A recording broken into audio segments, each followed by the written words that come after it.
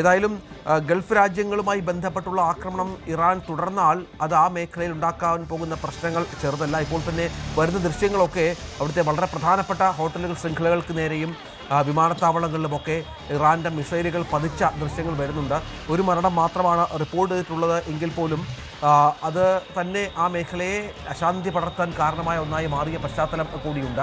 നമുക്കറിയാം, അമേരിക്കയ്ക്ക് ഈ മിക്ക മേഖലകളിലും സേനാത്താവളങ്ങളുണ്ട്. ഈ ഗൾഫിലെ പല മേഖലകളിലും അമേരിക്കയുമായി ചേർന്ന് പ്രവർത്തിക്കുന്ന നിരവധി രാജ്യങ്ങൾ, ഖത്തർ പോലെയുള്ള രാജ്യങ്ങൾ അമേരിക്കയുമായി വളരെ ചേർന്ന് പ്രവർത്തിക്കുന്ന ഒന്നാണ്. പക്ഷേ അവരാരും ഇറാനെ ആക്രമിക്കുന്നതിനോട് യോജിക്കുന്ന ആളുകളല്ല എങ്കിൽ പോലും അവർക്ക് നേരെ ആക്രമണം ഉണ്ടായാൽ പ്രതിരോധിക്കാൻ തങ്ങൾക്ക് അവകാശമുണ്ട് എന്ന് തുടർച്ചയായി പറഞ്ഞുകൊണ്ടിരിക്കുന്ന ആളുകൾ കൂടിയാണ് എന്നുള്ളത് ഏറ്റവും പ്രധാനപ്പെട്ട ഒന്നാണ്. നമ്മുടെ ആശങ്ക എന്ന് പറയുന്നത് ലക്ഷക്കണക്കിന് മലയാളികൾ ഓരോ മേഖലയിലും ജോലി ചെയ്യുന്നവരുണ്ട്. അതിൻ്റെ കണക്കും മറ്റുമുണ്ട്.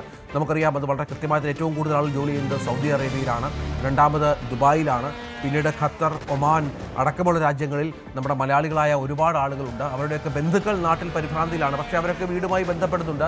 തൽക്കാലം പ്രശ്നങ്ങളൊന്നുമില്ല എന്നറിയിക്കുന്ന സാഹചര്യമൊക്കെ ഉണ്ട്. അപ്പോൾ നമുക്കൊരു കൺസേൺ ഉണ്ട്. കൂടാതെ പശ്ചിമേഷ്യയിൽ ജോലി ചെയ്യുന്ന 1 കോടിയിൽ പരം ഇന്ത്യക്കാരുണ്ട്. അവരുടെയും സുരക്ഷിതത്വം ഉറപ്പാക്കേണ്ടതുണ്ട്. വിദേശകാര്യമന്ത്രി എസ് ജയശങ്കർ അടക്കം ഇപ്പോൾ മനസ്സിലാക്കുന്നത്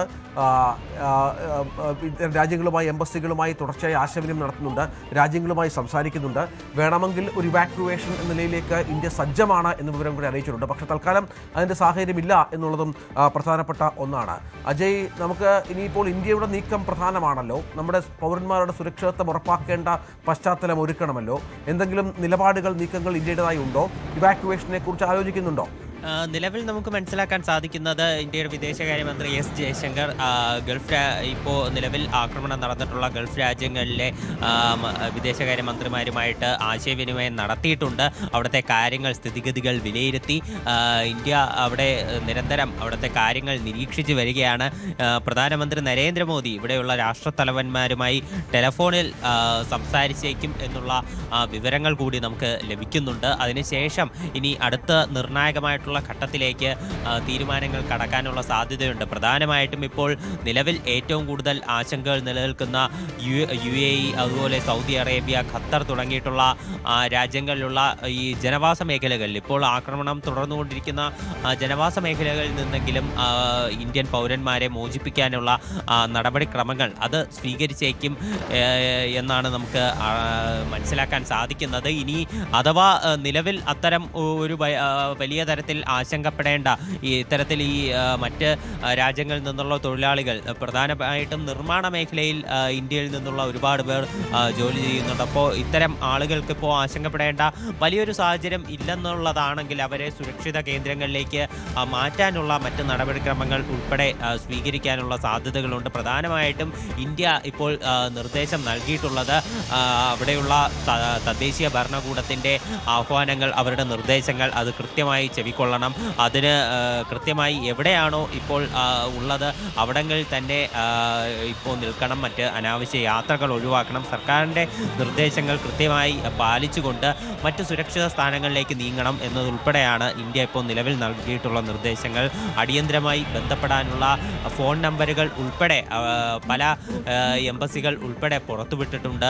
ഇപ്പോൾ നിലവിൽ നമുക്കിപ്പോൾ മനസ്സിലാക്കാൻ സാധിക്കുന്നത് ഈ ട്രംപിൻ്റെ ഈ പെട്ടെന്നുള്ള ഈ ആക്രമണം, ഈ ഇറാനെ ആക്രമിക്കാനുള്ള തീരുമാനം, അതിനിപ്പോൾ ഇസ്രായേലിൻ്റെ ഭാഗത്ത് നിന്ന് മികച്ച പിന്തുണയാണ് ട്രംപിൻ്റെ ഈ ഒരു ആവശ്യത്തിനോട് ഉണ്ടായതെങ്കിലും ഇപ്പോൾ US കോൺഗ്രസിനുള്ളിൽ ട്രംപിന് കടുത്ത എതിർപ്പുകൾ ഉണ്ട് എന്നുള്ള തരത്തിലുള്ള വാർത്തകളും പുറത്തു വരുന്നുണ്ട്. അതായത് പ്രധാനമായിട്ടും ട്രംപിൻ്റെ എതിരാളികളായിട്ടുള്ള ഡെമോക്രാറ്റിക് പാർട്ടി, അതുപോലെ തന്നെ റിപ്പബ്ലിക്കൻ പാർട്ടിയിലുള്ള ചില അംഗങ്ങൾ, ഇവരെല്ലാവരും US കോൺഗ്രസിൽ എതിർപ്പ് പ്രകടിപ്പിക്കുന്നുണ്ട്. അതായത് മറ്റൊരു രാജ്യത്തെ മറ്റൊരു രാജ്യത്തെ ആക്രമിക്കുന്നുവെങ്കിൽ അവിടുത്തെ US കോൺഗ്രസിൻ്റെ പ്രത്യേക പെർമിഷൻ ആവശ്യമുണ്ട്. US കോൺഗ്രസിൽ ഈ വിഷയം ചർച്ച ചെയ്ത് കോൺഗ്രസിൻ്റെ കൂടി അംഗീകാരമുണ്ടെങ്കിൽ മാത്രമേ ഇത്തരത്തിൽ മറ്റൊരു രാജ്യത്തെ ആക്രമിക്കാൻ സാധിക്കുകയുള്ളൂ. പക്ഷേ ട്രംപ് സ്വന്തം നിലയ്ക്ക് തീരുമാനമെടുത്തുകൊണ്ട് ഈ ആക്രമണത്തിലേക്ക് നീങ്ങിയതിൽ അതിൽ US കോൺഗ്രസ് കടുത്ത അതൃപ്തി തന്നെ പ്രകടിപ്പിക്കുന്നുണ്ട്. ഇതുൾപ്പെടെ ഈ ഒരു വിഷയത്തിൽ പുതിയ ഒരു മാറ്റങ്ങളിൽ എടുത്തു സൂചിപ്പിക്കും സൂചിപ്പിക്കേണ്ട ഒരു കാര്യം തന്നെയാണ്. അതുപോലെ തന്നെ ഇപ്പോൾ മറ്റ് പ്രധാനപ്പെട്ട ഒരു കാര്യമെന്ന് പറയുന്നത് ആയത്തുള്ള അലി ഖമനയുടെ മരണത്തിന് പിന്നാലെ നമ്മുടെ ഇന്ത്യയിൽ ശ്രീനഗറിൽ ചില പ്രതിഷേധങ്ങൾ ഉണ്ടായിട്ടുണ്ട്. ഖമനയുടെ മരണത്തിന് പിന്നാലെ US അതുപോലെ ഇസ്രായേലി അധിനിവേശത്തിനെ എതിർത്തുകൊണ്ടുള്ള ചില പ്രതിഷേധങ്ങളാണ് ശ്രീനഗറിൽ ഉണ്ടായിട്ടുള്ളത്. അതുപോലെ തന്നെ ടെഹ്റാനിൽ ഇപ്പോൾ 2 തരത്തിൽ ജനങ്ങൾ തെരുവിലേക്ക് ഇറങ്ങുന്നത് നമുക്ക് കാണാൻ സാധിക്കും. ഒന്ന്, അവിടെ സർക്കാരിനെതിരെ ഉള്ള വിദ്യാർത്ഥികൾ ഉൾപ്പെടെയുള്ള യുവജനങ്ങളുടെ ഒരു പ്രതിഷേധം സർക്കാരിനെതിരെ ഉണ്ടായിട്ടുള്ള ഒരു കൂട്ടം ആളുകളുണ്ട്. അവർ ഇതിന് മുൻപേ തന്നെ, ആഴ്ചകൾക്ക് മുൻപേ തന്നെ death to the supreme leader എന്നുള്ള മുദ്രാവാക്യങ്ങൾ മുഴക്കിക്കൊണ്ട് തെരുവിലിറങ്ങിയവരാണ്. അപ്പോൾ അവർ ഇപ്പോൾ ആയത്തുള്ള അലി ഖമനയുടെ മരണത്തെ തുടർന്ന് തെരുവിലിറങ്ങി ആഘോഷ പ്രകടനങ്ങൾ നടത്തുന്നുണ്ട്. മറ്റൊരു യാഥാസ്ഥിതികരായിട്ടുള്ള വിഭാഗം അത് ഇറാനിലുണ്ട്. അവർ ഇപ്പോൾ സർക്കാരിനെ അനുകൂലിക്കുന്ന വിഭാഗം, അവർ തെരുവിലിറങ്ങി ആയത്തുള്ള അലി ഖമനയുടെ മരണത്തെ തുടർന്ന് ഒരു അനുശോചനം രേഖപ്പെടുത്തുകയാണ്. അമേരിക്കയ്ക്കും ഇസ്രായേലിനുമെതിരെ പ്രതിഷേധങ്ങൾ സംഘടിപ്പിച്ചുകൊണ്ടിരിക്കുകയാണ്. അതുപോലെ ഇസ്രായേലിൻ്റെ കാര്യം പറഞ്ഞു, ഇസ്രായേലിൽ നിന്നും ചില വാർത്തകൾ ഇപ്പോൾ നിലവിൽ പുറത്തു വരുന്നുണ്ട്. അതായത് ഇസ്രായേലിൽ ഈ ഇറാൻ നടത്തിയിട്ടുള്ള ആക്രമണങ്ങളിൽ 120 പേർക്ക് പരിക്കേറ്റതായിട്ടാണ് വിവരം ലഭിക്കുന്നത്. ഒരാൾ മരിച്ചതായിട്ട് നമ്മൾ നേരത്തെ വാർത്ത കൊടുത്തിരുന്നു. ഒരാൾ കൊല്ലപ്പെട്ടത് ഒരു സ്ത്രീയാണ് എന്നാണ് നിലവിൽ ഇസ്രായേലിൻ്റെ ഭാഗത്തു നിന്ന് വരുന്ന വിവരമെന്ന് പറയുന്നത്. മറ്റ് 120 പേർക്ക് പരിക്കുകൾ ഏറ്റിട്ടുണ്ട്. എന്നാൽ ഇതൊന്നും ഗുരുതരമായിട്ടുള്ള പരിക്കുകളല്ല, നേരിയ ചില പരിക്കുകൾ മാത്രമാണ്. വലിയ തരത്തിലുള്ള നാശനഷ്ടങ്ങളൊന്നും തന്നെ ഇറാന് ഇസ്രായേലിനുള്ളിൽ വരുത്താൻ സാധിച്ചിട്ടില്ല എന്നതാണ് നമുക്ക് നിലവിൽ മനസ്സിലാക്കാൻ സാധിക്കുന്നത്. എന്തായാലും ആയത്തുള്ള അലി ഖമനയുടെ മകനായിട്ടുള്ള മൊത്തബ ഖമനൈ തന്നെയാണ് പുതിയ ഒരു നേതാവായി അവിടെ അധികാരത്തിൽ കയറും എന്നുള്ള രീതിയിലുള്ള ഒരു റൂമറുകൾ ഉള്ളത്. പക്ഷേ ഇത് ഔദ്യോഗികമായി തന്നെ സ്ഥിരീകരിക്കേണ്ടതുണ്ട്. തീർച്ചയായും അതിന് നടപടിക്രമങ്ങളുണ്ട്. പരമോന്നത സമിതികൾ കൂടേണ്ടതുണ്ട്, അവർ പ്രഖ്യാപിക്കേണ്ടതുണ്ട്. ഇത്തരം കാര്യങ്ങളിലൊക്കെ ഇപ്പോൾ നമുക്ക് ഏറ്റവും പുതിയതായി ലഭിക്കുന്ന വിവരം, അയത്തുള്ള ഖമേനിയുടെ മകൻ മുജ്തബ ഇറാൻ്റെ പരമോന്നത നേതാവായി പ്രഖ്യാപിക്കപ്പെട്ടിരിക്കുന്നു എന്ന നിലയിലേക്കാണ് കാര്യങ്ങൾ. പക്ഷേ അതിലൊക്കെ വ്യക്തത ഔദ്യോഗികമായി വരേണ്ടതുണ്ട്. ഇറാനിലെ ഔദ്യോഗിക ടെലിവിഷനിലൂടെയാണ് അല്പം മുമ്പ് അയത്തുള്ള ഖമേനിയുടെ മരണം അത് അനൗൺസ് ചെയ്തത്. അപ്പോൾ അവതാരകൻ കരയുന്ന ദൃശ്യങ്ങൾ ഏറെ വൈകാരികമായിരുന്നു. ആ ദൃശ്യങ്ങളിലേക്ക് ഒരിക്കൽ കൂടി പോകാം.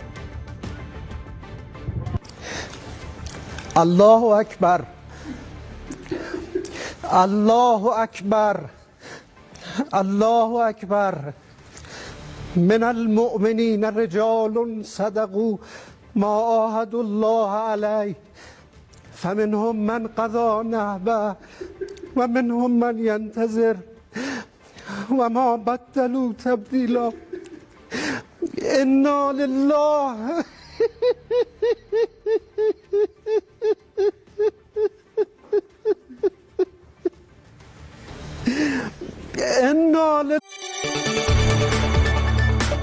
കൂടുതൽ വാർത്തകൾക്ക് news 18 Keralam YouTube channel subscribe ചെയ്യുക.